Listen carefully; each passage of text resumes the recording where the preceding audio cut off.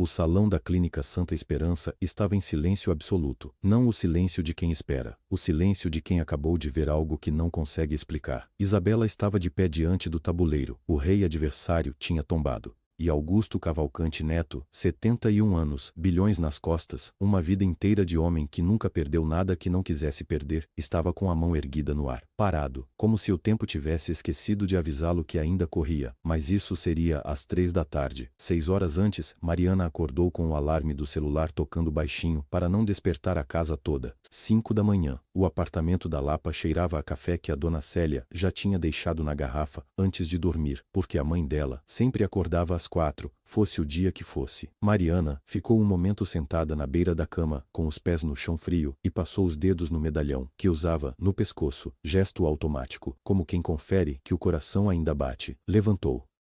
Botou o uniforme azul do Bom Preço, não porque fosse trabalhar no caixa. Ela tinha conseguido sair mais cedo, o gerente tinha deixado depois de 2 pedidos e um sorriso de cansaço, mas porque era o que estava limpo e passado. O vestido ficaria para mais tarde. Antes de ir ao quarto de Isabela, montou os potes de comida para o almoço e o jantar. Deixou um bilhete em cima da panela. Mãe, o frango tá no fogo baixo, é só esquentar. Amor, Mariana. Então, abriu a porta do quarto da filha com cuidado. Isabela dormia de lado, os cabelos pretos espalhados no travesseiro, os olhos fechados, mas a respiração estava rápida demais para ser sono de verdade.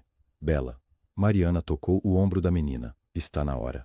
Isabela abriu os olhos verdes de uma vez. Aqueles olhos que Mariana nunca conseguia olhar muito tempo seguido. Já sei, disse Isabela, mas não levantou imediatamente. Ficou olhando para o teto por 3 segundos. Isso era novidade. Isabela não hesitava antes de torneios. Isabela nunca ficava olhando para o teto. Você está bem? Perguntou Mariana. É na Clínica Santa Esperança, disse Isabela, baixinho. Mariana não respondeu de imediato. Sentou na beira da cama da filha. É. Tudo bem, disse Isabela, e levantou. No supermercado, Mariana passou pelo caixa número 6 pela última vez naquela manhã, para pegar a bolsa que tinha deixado no armário do vestiário. Patrícia, a colega do caixa ao lado, estava trocando o rolo de papel da máquina e jogou-lhe um olhar de canto. Vai assim? Patrícia apontou para o uniforme azul. Vou me trocar na casa da minha mãe. Ah, e sim, porque aquele lugar em Higienópolis. Patrícia fez uma pausa com a boca franzida. Você vai entrar naquele lugar com esse uniforme? Mariana pegou a bolsa. Tenho um vestido. Qual? O da formatura da Isabela. Patrícia. Não tô falando nada de errado. Mari, só acho que, eu sei o que você acha. Mariana saiu, sem terminar a frase. O vestido era azul marinho, simples, com colarinho que fechava bem. Dona Célia tinha passado ferro nele 3 vezes naquela semana. 3 vezes, como se o tecido pudesse absorver alguma proteção extra a cada passagem. Quando Mariana chegou ao apartamento para se trocar, a mãe estava sentada na poltrona com o terço na mão. Rezei mais de manhã cedo, disse Dona Célia, sem virar a cabeça. Pela Isabela. Mãe, é um torneio de xadrez. É naquela clínica. Mariana não respondeu. Trocou de roupa no quarto. Escondeu o medalhão dentro do decote, como fazia sempre que precisava parecer menos ela mesma. Pegaram o ônibus até Higienópolis. Isabela ficou o caminho todo com o tabuleiro de madeira no colo, os dedos percorrendo as casas pintadas por cima da tampa fechada, como se estivesse revisando uma conversa. A fachada da Clínica Santa Esperança era toda de vidro, branca e alta, com o nome gravado em letras de metal escovado. Havia um carpete vermelho na entrada que parecia ter sido posto ali, naquela manhã, ainda com as marcas de dobra. O hall de entrada cheirava a flor branca de corte e ar refrigerado no limite do frio. Havia assessores, médicos de terno, doadores em grupos pequenos. E no centro daquele círculo, como se o espaço tivesse sido construído em volta dele, estava um homem de cabelos brancos e paletó cinza chumbo. Augusto Cavalcante Neto não precisava de crachá. Mariana o reconheceu antes mesmo de saber por quê. Uma memória do corpo, não da mente. Ele virou a cabeça quando as duas entraram. Não disfarçou. Olhou de cima a baixo, devagar, com a naturalidade de quem está acostumado a avaliar propriedades. Então abriu a boca. Doutora Fernanda. A voz era alta o suficiente para todos ouvirem, e ele sabia disso. Com todo o respeito, isso é um torneio beneficente de alto nível. Quem deixou entrar caixa de supermercado? O salão congelou. Mariana sentiu as mãos tremerem. Os dedos foram instintivamente ao pescoço, e não encontraram o medalhão, porque estava escondido sob o tecido do vestido. Ela respirou pelo nariz. Lento. Isabela olhou para a mãe. Mariana olhou para o homem, e disse, com uma voz que não tremia, minha filha joga. Augusto Cavalcante Neto sorriu. Não era um sorriso de vergonha. Era o sorriso de quem acabou de aceitar uma aposta que já considerava ganha. Então que ela jogue. Ele olhou diretamente para Isabela. Aposto R$1 milhão que ela não chega à final. Isabela encarou o homem sem piscar. 1 segundo, 2, 3, e não disse nada. O silêncio dela era diferente do silêncio de quem tem medo, era o silêncio de quem já decidiu. Isabela se sentou. A cadeira rangeu um pouco quando ela se acomodou, um som pequeno, quase nada, mas Mariana ouviu. Ouviu tudo o que havia naquele salão, o tilintar de taças ao fundo, o ar-condicionado com seu zumbido constante, as conversas baixas dos convidados que já tinham ouvido a aposta e não sabiam bem o que fazer com ela. Mariana ficou de pé, perto da parede, e foi nesse momento que ela voltou. Não quis, mas voltou. Tinha chovido naquele dia. Uma chuva de tarde, dessas que molham o concreto e fazem o ar cheirar a terra quente. Ela tinha 22 anos, era voluntária na coleta de sangue, e estava atravessando o corredor do segundo andar desta mesma clínica com uma prancheta embaixo do braço quando um rapaz virou a esquina, andando rápido demais, e quase a derrubou. Desculpa, desculpa, eu não vi, eu me perdi aqui dentro, esses corredores são todos iguais. Ela não caiu, ele pegou a prancheta antes que chegasse ao chão. Você está bem? Estou. Tem certeza? Ela olhou para ele. Ele tinha os olhos castanhos e a camisa meio aberta no colo por causa do calor.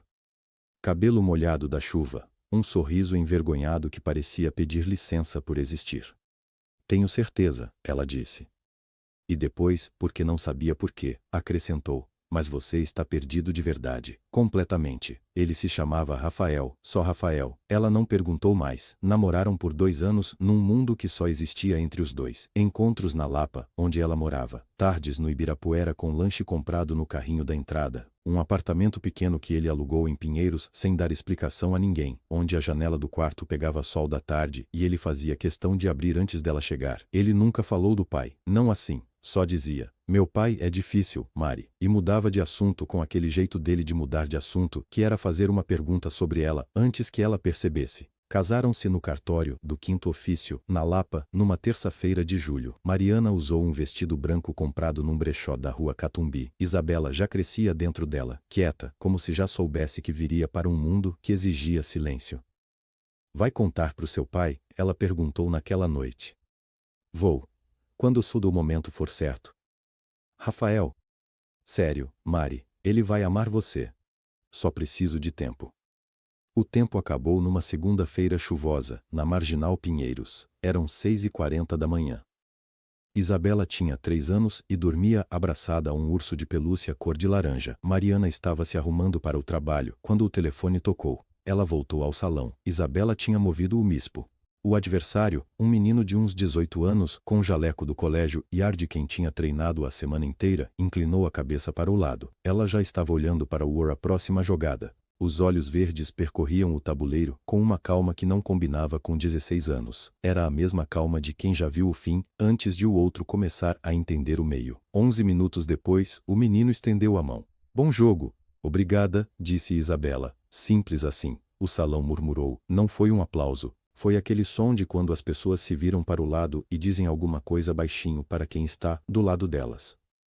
Mariana reconheceu esse som, era a admiração tentando se disfarçar de surpresa. Do outro lado do salão, Augusto Cavalcante Neto parou de conversar com o homem ao lado, franziu o senho. Um movimento pequeno, quase imperceptível, mas Mariana viu. Ela sempre viu coisas que as pessoas achavam que não estavam sendo vistas. Foi então que sentiu uma presença ao lado. Dona Mariana. Era a doutora Fernanda Queiroz, voz baixa, muito baixa, perfume discreto de lavanda. Ela olhava para Isabela, não para Mariana, quando falou. Eu sabia que Rafael tinha uma esposa. Mariana virou a cabeça devagar. Fui eu quem inscreveu Isabela no torneio. Precisava que você viesse aqui hoje. O ar-condicionado continuava zumbindo. As taças ainda tilintavam ao fundo. O mundo continuava girando exatamente como antes. Por quê? Mariana perguntou. A palavra saiu pequena, quase sem voz. A doutora olhou para o fundo do corredor, para a placa iluminada que dizia Ala Rafael Cavalcante, porque ele pediu.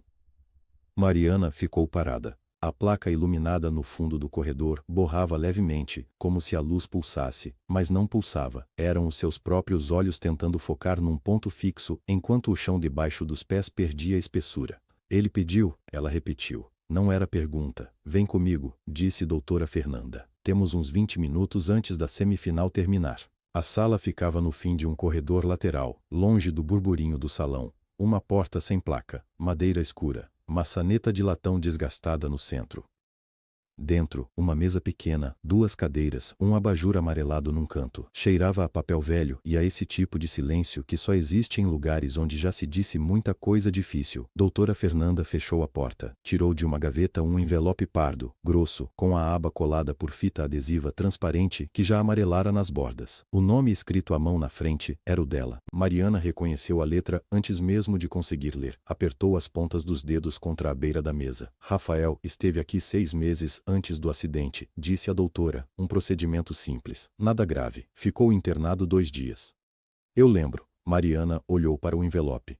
Ele disse que era uma consulta. Quando foi embora, me chamou no corredor, me entregou isso. A doutora tocou levemente no envelope, sem pegá-lo. Disse: se algo me acontecer e minha filha aparecer aqui um dia, você abre na frente de Mariana. Só na frente dela. Você não sabia quem era Isabela? Não. Não sabia nem o nome dela. Procurei. Olhei registros, listas de nascimento, nada constava com o sobrenome Cavalcante. Ela fez uma pausa. Até o formulário de inscrição do torneio chegar. Mariana esperou. Tem uma foto na ala Rafael. Rafael com uns 6, 7 anos, olhos verdes, muito claros. A doutora levantou os olhos. Quando vi a foto de Isabela no formulário, precisei sentar. Mariana pegou o envelope. A fita adesiva cedeu com um som seco, como um galho pequeno quebrando. Dentro, havia 2 folhas dobradas juntas e uma cópia plastificada de um documento. Ela separou o documento primeiro. Certidão de casamento, cartório do 5º ofício, Lapa, os nomes, a data, as assinaturas. Tudo em ordem, tudo real, tudo que ela já sabia que existia, mas que ficara guardado num arquivo que nunca precisara abrir porque Rafael ainda estava vivo, e depois porque não tinha mais para quem mostrar. Desdobrou as folhas. A letra de Rafael era inclinada para a direita, sempre tinha sido, e a caneta devia ser a esferográfica azul que ele usava no trabalho porque a tinta era dessa cor específica, levemente desbotada nos traços mais rápidos. Pai, eu sei que você vai achar que eu errei, que casei escondido, que não te pedi conselho, que fiz tudo ao contrário do que você esperava. Você vai estar certo em achar isso, mas Mariana é a coisa mais certa que eu já fiz. Não a segunda coisa, não a mais certa dentro de um erro, a coisa mais certa, ponto. E Isabela, pai, você vai amar Isabela, não porque ela é minha filha, porque ela é ela. Eu não te conto isso agora porque ainda não sei como, mas um dia eu vou saber. Eu prometo que vou saber. Rafael. As mãos de Mariana tremiam, não um tremor discreto. O papel chacoalhava de forma audível, uma vibração pequena e constante como folha em vento. Ela pousou a carta na mesa.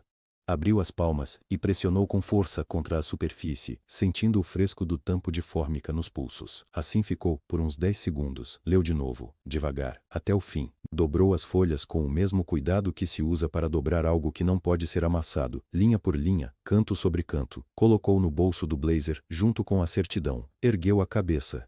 Ela está na final, doutora Fernanda confirmou com um aceno. Mariana levantou da cadeira, botou a alça da bolsa no ombro, deu um passo em direção à porta. A doutora ficou parada atrás da mesa, com expressão de quem tem mais coisas a dizer e entendeu que não é a hora.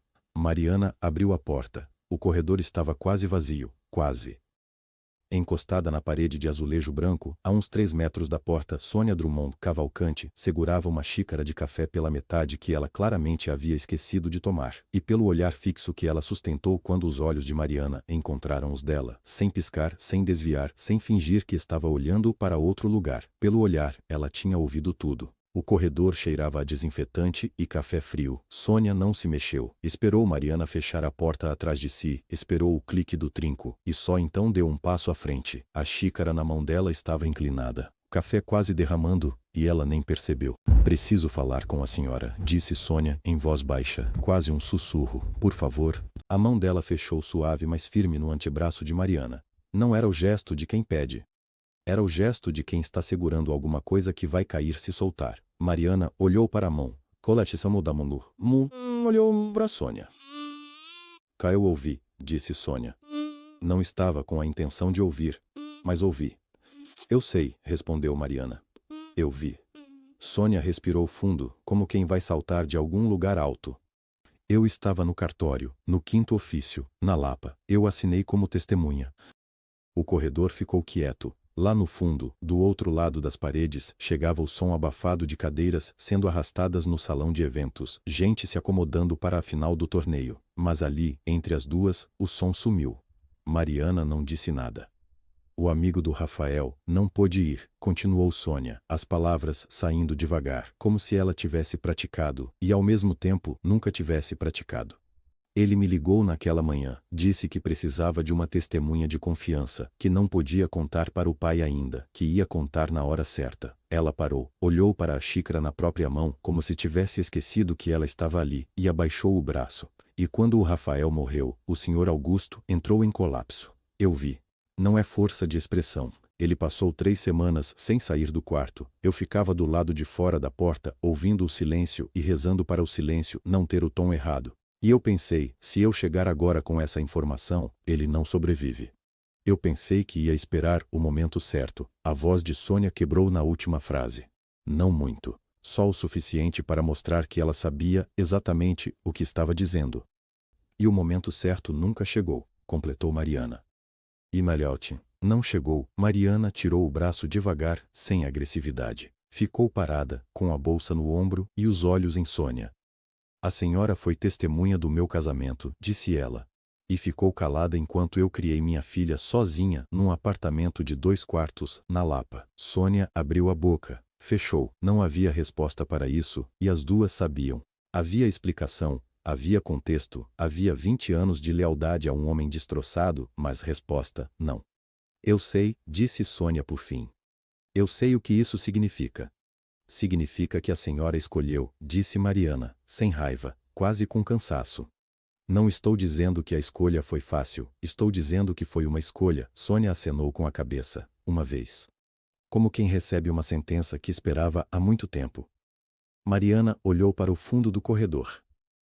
Ele sabe que eu estou aqui? Não, respondeu Sônia imediatamente. Ainda não. Mas vai saber. Em minutos. Sônia olhou para o relógio no pulso. Afinal, começa em menos de 15 minutos. O adversário da Isabela é o Lucas Pimentel, 19 anos, campeão estadual sub-20. O Sr. Augusto patrocina o menino há 3 anos. Ele vai entrar naquele salão para assistir a final como se fosse uma vitória garantida. Mariana sentiu o peso daquilo pousar. A coincidência que não era coincidência nenhuma. Um bilionário com um campeão no bolso. Uma menina de 16 anos que ninguém tinha visto chegar. Ele entra por qual porta? Perguntou Mariana. Pela entrada principal, lateral direita do salão. Mariana assentiu. Colocou a mão no medalhão por cima do tecido da blusa, um gesto tão automático que ela provavelmente nem percebeu que fez. Então a gente se vê lá dentro, disse, e começou a andar. Sônia ficou parada. A xícara de café frio ainda na mão. Do outro lado do corredor, a porta do salão se abriu por um segundo, deixando escapar o burburinho de uma plateia que estava se acomodando. Mariana entrou. A porta fechou, e 30 segundos depois, pela entrada lateral, Augusto Cavalcante Neto entrou no salão com a segurança de quem nunca precisou se anunciar em lugar nenhum. Ele caminhou até a segunda fila, sentou, olhou para a mesa da final, e viu Isabela. A menina estava sentada do lado oposto do tabuleiro, arrumando as peças com cuidado, sem pressa, sem ansiedade, os cabelos escuros presos, a postura reta. E quando ela ergueu os olhos para checar o tabuleiro, a luz do salão bateu direto neles, verdes, de um verde que Augusto Cavalcante conhecia de uma fotografia em cima da lareira de sua casa em Perdizes. Ele parou no meio do movimento de sentar, com o corpo travado entre 2 posições, os olhos fixos na menina. Sônia entrou pelo salão 2 passos atrás dele, viu a posição do patrão. Fechou os olhos. Augusto ficou parado por 3 segundos inteiros. 3 segundos que Sônia contou mentalmente, segurando o ar. Depois, ele se sentou, devagar, como se as pernas tivessem esquecido como trabalhar. A árbitro do torneio, uma mulher de cabelos grisalhos e óculos quadrados, chamou os 2 finalistas pelo microfone. O jovem Henrique subiu primeiro, 19 anos, paletó azul, um pouco largo nos ombros, sorrindo para a plateia com a naturalidade de quem já ganhou antes e sabe que vai ganhar de novo.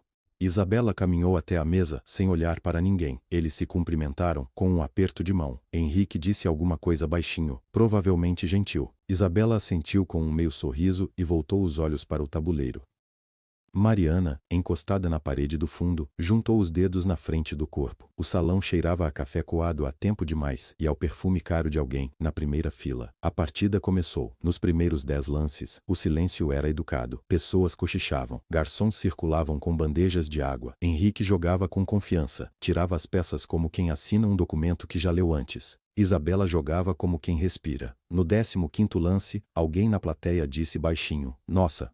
Augusto não tirava os olhos do tabuleiro. Sônia, sentada 2 lugares à direita, observava o patrão mais do que o jogo. No 20º lance, Isabela levantou a rainha. Pousou ela do outro lado do tabuleiro. Um dos jornalistas na terceira fila inclinou o corpo para a frente. Um médico de blazer cinza murmurou alguma coisa para o colega do lado. A mulher dos óculos quadrados cobriu a boca com a mão. Henrique olhou para o tabuleiro. Olhou de novo. Depois soltou uma risada curta, genuína, como quem recebe um presente que não esperava. "Sério?" ele disse, mais para si mesmo do que para ela. Isabela não respondeu. Henrique começou a jogar mais rápido. Pegou a rainha dela. Reorganizou as forças.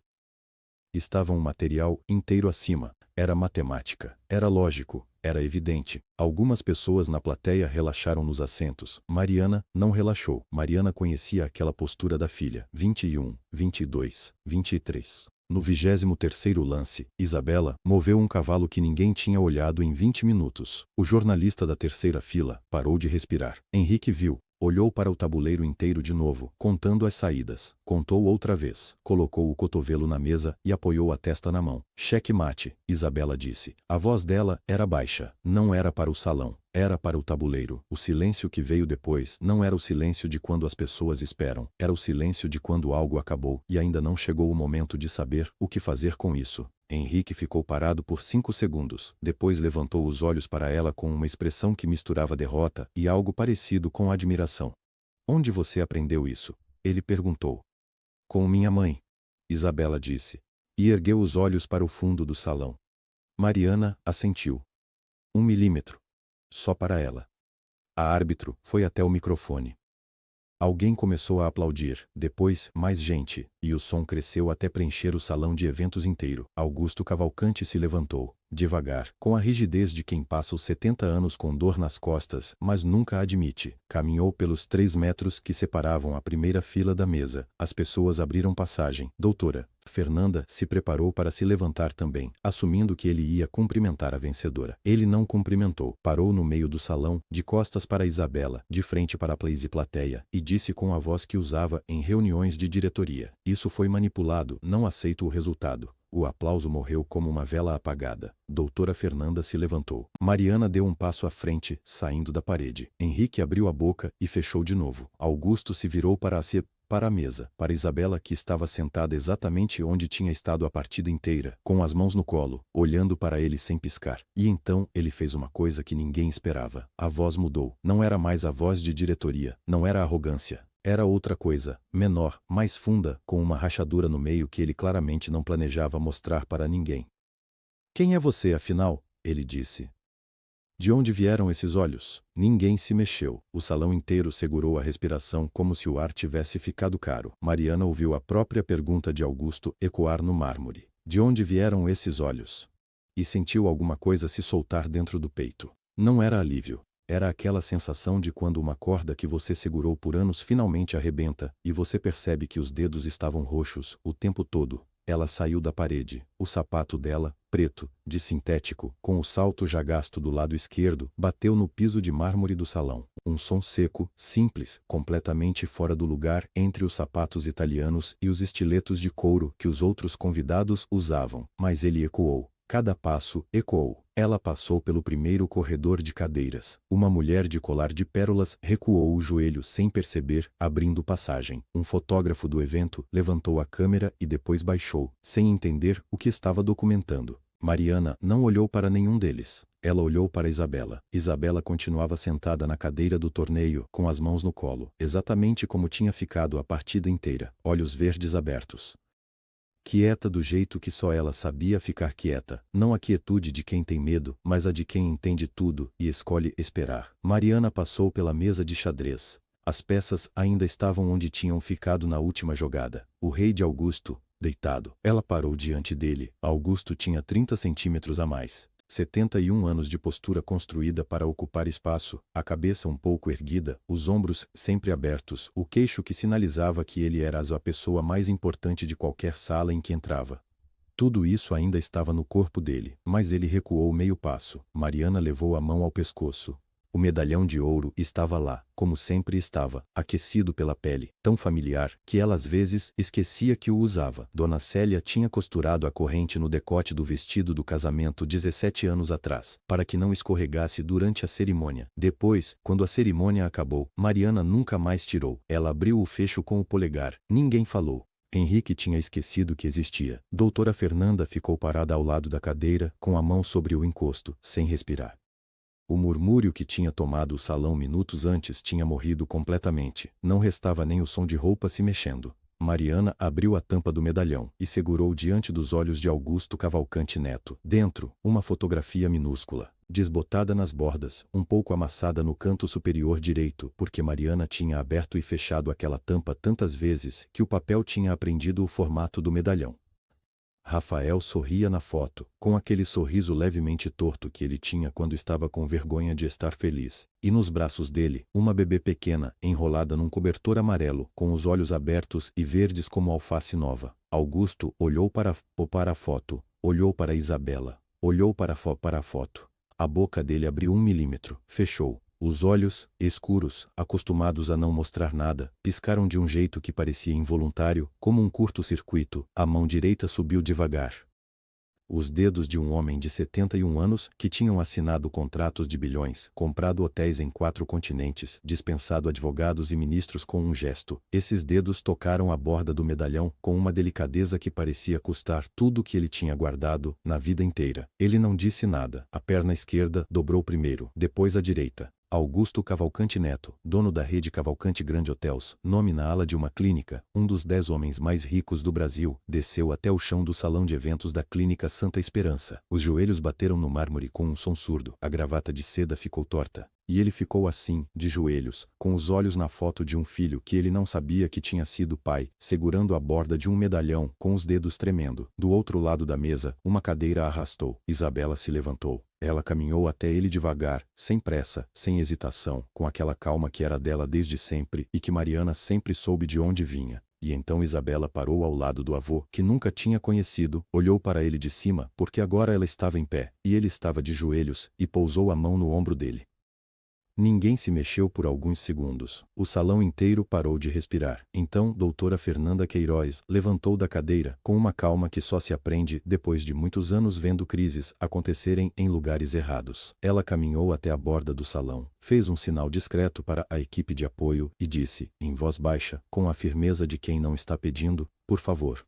Todos os convidados podem se retirar. Há um espaço com coffee break no corredor. Obrigada pela compreensão. Ninguém protestou. O murmúrio foi saindo pela porta como água escoando pelo ralo. Devagar, depois mais rápido. Em 90 segundos, o salão estava vazio. Ficaram 5 pessoas. Mariana perto da mesa. Isabela ao lado do avô que ainda estava de joelhos no chão. Augusto, com os olhos na foto e os dedos tremendo na borda do medalhão. Sônia Drummond parada perto da parede, como se fosse parte da estrutura do prédio. E doutora Fernanda, encostada na porta fechada, sem fazer barulho. Sônia foi até Augusto, não disse nada, só colocou a mão sob o braço dele e ajudou-o a se levantar com uma firmeza que tinha 20 anos de prática. Ele foi, pesado, lento, como alguém que perdeu a conta de quanto pesa o próprio corpo. Ela o guiou até a cadeira mais próxima. Ele sentou. A gravata ainda estava torta. Ele não a ajeitou. Ficou assim, com as mãos espalmadas nas coxas, olhando para um ponto no chão que não tinha nada. O ar-condicionado do salão zunia baixinho, cheirava a café frio e ao perfume de alguma das convidadas que tinham saído. Depois de um tempo que parecia mais longo do que era, Augusto falou. Eu contratei 3 detetives. A voz saiu grossa, sem o tom de comando de antes. Era só voz. 3, em momentos diferentes. O primeiro passou 6 meses vasculhando os registros do hospital, o segundo foi atrás dos amigos do Rafael. O terceiro, Ele parou, passou a mão pela testa. O terceiro me disse que provavelmente não havia ninguém, que Rafael nunca tinha se casado, que eu estava procurando alguém que não existia. Mariana não disse nada ainda. Eu fui a cartório. Fui pessoalmente, sem advogado, sem Sônia. Fui ao 5 de agosto, ao 2 da Consolação, ao 6 da Vila Mariana. Ele olhou para as mãos. Não encontrei nada, e eu pensei que talvez o terceiro detetive tivesse razão, que eu estava inventando uma esperança para não enlouquecer de vez. Isabela ainda estava ao lado dele. Ela não tinha se afastado. Mariana esperou até ter certeza de que ele tinha terminado. Então ela disse: eu registrei minha filha como Souza, sobrenome da minha mãe. Não coloquei Cavalcante em nenhum papel que qualquer pessoa pudesse achar. Ela falou sem raiva, só com a clareza de quem ensaiou essa conversa sem saber que ia ter ela. E o cartório, onde nós nos casamos, é o 5 Ofício da Lapa. Fica numa rua sem saída perto do viaduto. Ninguém pensa em checar aquele cartório. Augusto fechou os olhos. Eu não escondi minha filha do Senhor. A voz de Mariana não tremeu. Eu a protegi. Eu a protegi de um homem que humilhou uma desconhecida num salão cheio de gente porque ela trabalha num caixa de supermercado. Ela fez uma pausa curta. Esse mesmo homem, que está sentado aí agora. O silêncio que veio depois tinha textura, era grosso, difícil de engolir. Augusto não respondeu, não tinha resposta. O argumento era perfeito porque era verdadeiro, e ele sabia disso com a clareza amarga de alguém que reconhece o próprio erro num espelho que não esperava encontrar. Isabela virou para a mãe, pegou a mão dela, só isso, sem palavra, sem olhar especial.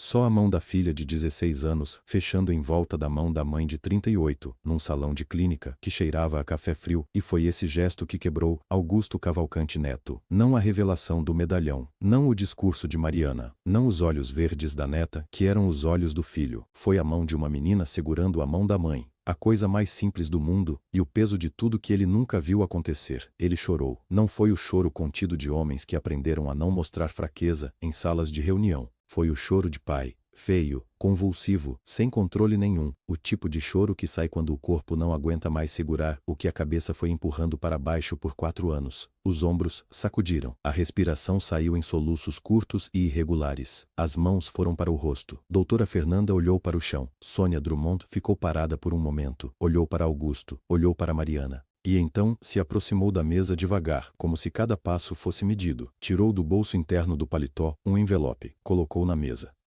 O envelope era velho, o papel amarelado nas bordas, o nome escrito à mão com letra pequena e inclinada que Mariana reconheceu antes mesmo de conseguir ler. Pai. Sônia não disse uma palavra. Virou e saiu da sala, fechando a porta atrás dela sem fazer barulho. Ninguém se moveu por um longo momento. O envelope ficou no centro da mesa, como se pesasse mais do que papel. Augusto encarou o próprio nome, escrito pelo filho morto. A mão direita se fechou sobre a beirada da mesa. Mariana ficou onde estava, perto da janela. Isabela, ao lado dela, o ombro encostado no da mãe, imóvel. Augusto abriu o envelope. O papel estava dobrado em 3 partes. A letra era pequena, inclinada para a direita. A mesma letra do sobrescrito. Ele respirou fundo e começou a ler. A voz de Rafael não havia sumido. Estava ali, em cada curva do i, em cada palavra emendada na linha seguinte. Pai, se você está lendo isso, é porque eu não tive coragem de dizer pessoalmente, o que já diz muita coisa sobre mim, eu sei.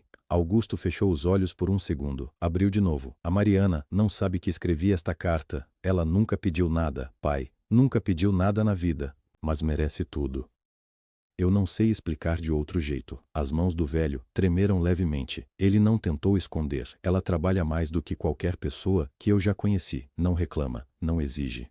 Quando eu estava sem emprego por 6 meses, ela não disse uma palavra. Só continuou. É assim que ela é. Eu nunca entendi de onde vem essa força, mas eu quis ficar perto dela para sempre, só para tentar descobrir. Augusto dobrou a folha no meio, devagar, como se precisasse de uma pausa. Olhou para a tira-janela, olhou para Mariana sem querer. Ela não desviou o olhar. Ele desdobrou a carta. A Isabela tem os seus olhos, vovô. Sim, eu já a chamo assim na minha cabeça. Ela tem 4 anos e já tenta mover as peças do xadrez antes de saber o nome delas. Fica brava quando eu explico as regras. Acho que ela preferia ter descoberto sozinha. O canto da boca de Augusto se contraiu. Não era um sorriso. Era alguma coisa que veio antes do sorriso e não teve tempo de chegar lá. Eu sei que você vai dizer que eu devia ter te contado antes. Você tem razão. Mas eu tinha medo de que você tentasse mudar o que eu sinto. E eu não queria que ninguém tocasse nisso. Nem você, pai. Que é a pessoa que eu mais respeito no mundo.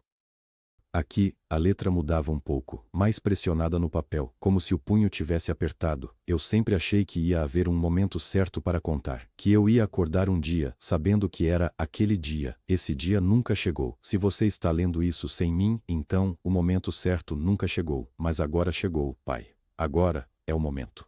Augusto ficou muito quieto. O ar-condicionado da sala fazia um ruído baixo e constante. A carta ficou nas mãos dele, dobrada de volta ao meio. Passaram quase 2 minutos assim. Então, ele se virou para Mariana. Eu apostei R$1 milhão na derrota da sua filha. Mariana o olhou. Eu sei. Ela ganhou. Eu sei. A voz dele estava diferente. Não era mais a voz do salão. Era uma voz de dentro. O que a senhora quer? Mariana não hesitou.